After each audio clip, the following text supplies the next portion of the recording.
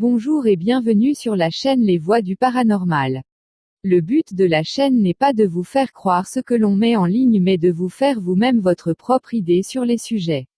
La chaîne commence à évoluer grâce à votre soutien. Je vous remercie encore pour tous vos messages et partages. Une émission spéciale sera faite pour l'occasion, nous y travaillons. Je vous laisse sur cette vidéo qui j'espère vous plaira. Bon visionnage. La NASA brise la glace, la Lune est bien recouverte d'eau gelée. La présence de glace à la surface lunaire a enfin été prouvée par une équipe d'astronomes, rapporte la NASA. Les scientifiques ont utilisé les données récoltées depuis 2008 par un instrument de la NASA baptisé le Moon Mineralogy Mapper, M3. Des scientifiques ont enfin pu définitivement prouver la présence de glace à la surface de la Lune. Celle-ci a été découverte dans les zones les plus sombres et froides du satellite, rapporte la NASA sur son site officiel. On a résolu l'un des principaux mystères de la Lune. Une grande partie de la glace se trouve dans l'ombre des cratères à côté des pôles, où la température est inférieure à 250 degrés Fahrenheit, environ 156 degrés Celsius.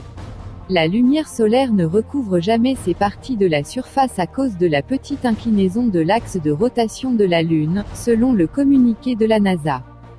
Avec suffisamment de glace à sa surface, près de plusieurs millimètres, l'eau pourrait être utilisée comme ressource in situ lors d'expéditions futures pour explorer ou même rester sur la Lune. La bataille pour la Lune recommencerait-elle bientôt ?